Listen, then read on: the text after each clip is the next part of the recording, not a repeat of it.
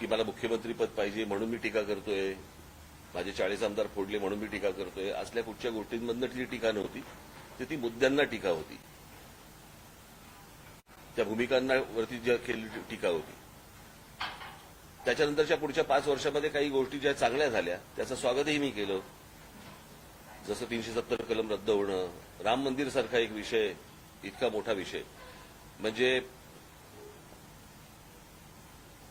खरं तर राम मंदिर ही गोष्ट आपल्याला काय धर्माच्या आधारावरती राष्ट्र उभं नाही करायचंय, परंतु 1992 पासून ते 2024 पर्यंत एक रखडलेली गोष्ट, ज्याच्यामध्ये आजपर्यंत इतक्या कारसेवकांनी ज्यांनी आपली स्वतःची आहुती दिलेली आहे. मला असं वाटतं तेव्हा तुम्ही कोणी तेव्हा नसाल, त्यावेळेला दूरदर्शनवरती एक काही स्लॉट्स यायचे, वेगवेगळ्या काही चॅनल्सचे अर्ध्या तासाचे. त्याच्यामध्ये शरयू नदीमध्ये टाकून दिलेली कारसेवकांची प्रेतं, त्यांना ज्या प्रकारच्या गोळ्या घातल्या गेल्या होत्या त्या आंदोलनामध्ये, जे कारसेवक मारले गेले होते, मला असं वाटतं त्या सगळ्या कारसेवकांचे आत्मे शांत झाले असतील आणि ते राम मंदिर उभं राहिल्यावरती. आणि एक निश्चित, जर इतक्या वर्ष प्रलंबित राहिलेला प्रश्न जर नरेंद्र मोदी नसते, जरी सुप्रीम कोर्टाने आदेश दिलेला असला तरी, जर ते नसते तर राम मंदिर उभंच राहू शकलं नसतं. हा तसा अनेक जसे पेंडिंग विषय आहेत तसा हा एक तसाच राहून गेला असा विषय. सो एनआरसीचा विषय असेल, राम मंदिराचा असेल, 370 कलम असेल, अनेक गोष्टींवरती मी त्या वेळेला स्वागतही केलं, अभिनंदनही केलं. मी स्वतः फोन करून अभिनंदन केलं या गोष्टींचं. काही गोष्टी चांगल्या होताना जेव्हा दिसायला लागतात त्यावेळेला मला असं वाटतं की एका बाजूला एक धडगुजरं कडबोळं आणि एका बाजूला एक खंबीर नेतृत्व, अशा वेळेला पुन्हा त्यांना एकदा संधी देणं हे आवश्यक आहे असं मला वाटलं. आणि म्हणून मी पक्षाने आमच्या ठरवलं की त्यांना, नरेंद्र मोदी यांना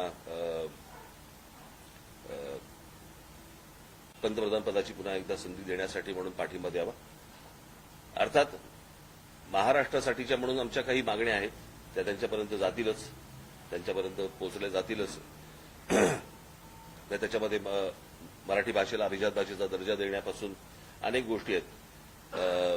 महाराष्ट्रातल्या गडकिल्ल्यांचं संवर्धन, त्या दिवशी तो तरुणांचा मी विषय केला होता की आता या सगळ्याच्यामध्ये काही गोष्टी अशा असतात की औद्योगिकदृष्ट्या महाराष्ट्र हा खूप पुढे हरलेला आहेच म्हणजे त्याच्यामध्ये. आणि उद्योगधंद्यांमध्ये किंवा उद्योगपतींना पहिल्या, ज्यांना प्रेफरन्स म्हणतो आपण, असा वाटणारा हे महाराष्ट्र राज्य हे एकमेव राज्य आहे. आणि माझी अपेक्षा आहे की नरेंद्र मोदी यांनी सर्व राज्य ही त्यांच्या समान अपत्यांसारखी पाहणं आवश्यक आहे, समान मुलांसारखी पाहणं आवश्यक आहे. गुजरात त्यांना प्रिय असणं हे स्वाभाविक आहे, कारण ते गुजरातमधले आहेत, ते गुजराती आहेत. परंतु इतरही राज्यांकडे त्यांनी त्याच प्रकारचं लक्ष या पुढच्या 5 वर्षामध्ये दिलं जाईल अशी माझी अपेक्षा आहे. आणि पुढे कशा प्रकारे त्यांची पावलं पडतायत, मला असं वाटतं हेही पाहणं तितकंच आवश्यक आहे आणि गरजेचं आहे. परंतु आज मी त्यांना जो पाठिंबा दिलेला आहे त्या पाठिंब्यावरती मी आज पक्षाची इथे पदाधिकाऱ्यांची, आमच्या पक्षाच्या नेत्यांची, आमच्या पक्षाच्या सरचिटणीसांची, महिला आमच्या सगळ्या आलेल्या आहेत त्यांची, पदाधिकाऱ्यांची बैठक आज इथे लावली. भारतीय जनता पक्ष, शिवसेना आणि राष्ट्रवादी काँग्रेस या 3 पक्षातल्या लोकांनी, 3 पक्षातल्या उमेदवारांनी किंवा त्यांच्या लोकांनी आमच्या कोणत्या लोकांशी संपर्क साधायचा आहे, कोणाशी बोलायचे आणि पुढे कशा प्रकारे जायचे, या प्रकारची यादी 1-2 दिवसामध्ये आमच्याकडनं तयार होईल. त्याप्रमाणे ती त्यांच्यापर्यंत जाईल. आणि आमच्याही जे पदाधिकारी असतील, माझे जे महाराष्ट्र अधिकारी असतील, त्यांनाही ते योग्य मानाने वागवतील अशी माझी अपेक्षा आहे. आणि त्यांनी कोणाशी संपर्क साधायचा, काय करायचे, कारण त्याच्यामध्ये मग घोळ नको की हा आला तो आला, असल्या काही गोष्टी नको. त्याच्यामुळे त्यांनाही कळलं पाहिजे की कोणाशी संपर्क साधायचा, ज्याच्यातनं आमचे लोक कशा प्रकारे काम करतील. आणि पूर्णपणे सहकार्य करायचं आणि पूर्णपणे प्रचार करण्यासाठी म्हणून मी सगळ्यांना सांगितलेलं आहे. परंतु कोणाशी संपर्क साधायचा आहे त्यांनी आमच्या लोकांशी ते आता त्यांना सांगितलं जाईल त्याप्रमाणे संपर्क साधल्यावरतीच प्रत्यक्ष काम सुरू होईल. त्याच्यासाठीची आजची बैठक होती ती आत्ताच पार पडली. जनसभाओं को क्या संबोधित करने वाले चुनाव प्रचार के दौरान मी आता मी काही ठरवलं नाही, पुढे बघेन. 17 तारीख को सर एक आप लोगों की सभा होने वाली है रजवाड़ी पार्क हे आमचे बुकिंग असतात. तुम्ही काय पहिल्यांदा बघताय काय? सर चलो आपने राम मंदिर का मुद्दा सगळ्यांचा ठेका घेतला का तू? बाकी ज्यांना बोलू देत. तर तुम्ही जसं तुमच्या पदाधिकाऱ्यांना सूचना दिलेल्या आहेत की सर्व परीनं सहकार्य करायचं, तुम्ही त्यांचा प्रचार करायचा महायुतीचा. महायुतीकडनं तुम्हाला प्रचाराचं निमंत्रण आलं अनेक उमेदवारांकडनं, तर तुमची भूमिका काय असेल? प्रचार करायला जाणार का? येऊ देत. सकारात्मक असाल का? सकारात्मक निश्चित असेल, परंतु अजून मी ठरवलं नाही कुठे घ्यायचे आणि काय घ्यायचे ते. पुढे बघू. माझी चर्चा झाल्यावरती मी सांगेन. उभाटा सेनाकडून आरोप करण्यात आलेला आहे की आपल्याची कदाचित कुठली एखादी फाईल उघडली असतात म्हणून आपण आपली भूमिका बदलली, त्यावर आपल्या मी आत्ताच माझ्या पदाधिकाऱ्यांना सांगितलं काय असतं, कावेळ झालेले असते ना त्यांना जग पिवळं दिसतं. त्याच्यामुळे त्यांचे ते आत्ताच आतून बाहेर आलेले आहेत, त्याच्यामुळे त्यांचा तसा विचार असू शकतो. तर तुमच्या पदाधिकाऱ्यांसोबत ज्या दिवशी तुम्ही भूमिका घेतली एक उत्तम वक्तव्य म्हणून संपूर्ण देशात तुमच्याकडे बघितलं जातं आणि तुम्ही महायुतीला पाठिंबा दिल्यानंतर अनेक महायुतीच्या उमेदवाराला हायचं वाटलं असेल. ह्या वक्त्याने आपला प्रचार केला तर आपल्याला आपल्या पदात अधिकची मतं पडतील. तुमच्या काही पदाधिकाऱ्यांना तसं काही कोणाकडनं आलंय की तुम्हाला गळ झाला तुमच्या सभेत? असं काय सांगितलं? बारामती में आपकी तस्वीर जो अजीत पवार की पार्टी दर्ज हो रहा, आपकी तस्वीर का इस्तेमाल किया जा रहा है, क्या आप लोग की सर इजाजत दी गई है और आप भी क्या बारामती जाएंगे प्रचार के लिए? चुनाव प्रचार परत आपण तेच बोलतो ना, तेच बोलतो ना आपण. तर मुंबईतील निवडणुकीच्या आधी महाराष्ट्र नवनिर्माण सेनेने शिवाजी पार्कमध्ये सभेची परवानगी मागितलेली आहे.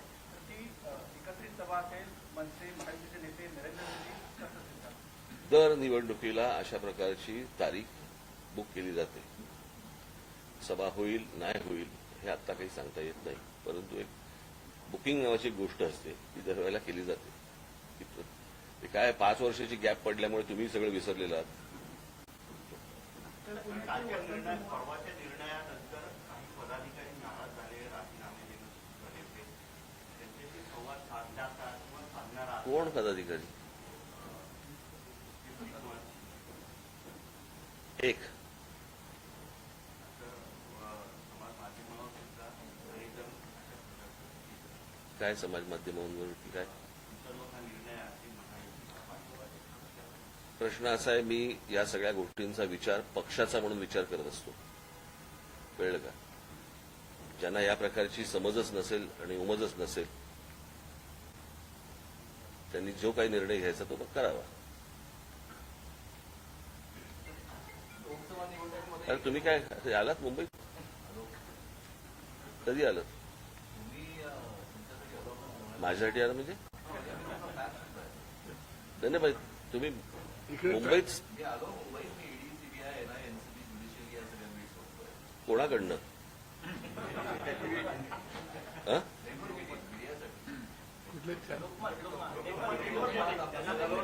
नाशिकवरून त्यांना बोलावण्यात आलं मुंबईत.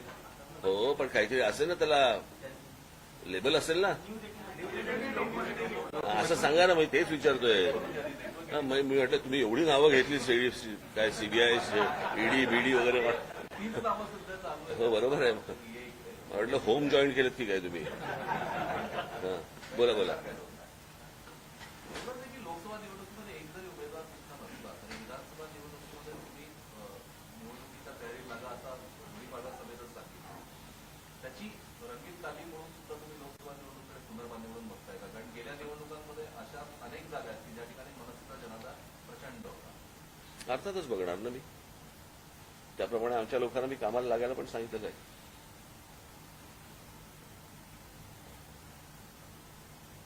तर आचारसंहिता वाले जे आहेत त्यांच्यावर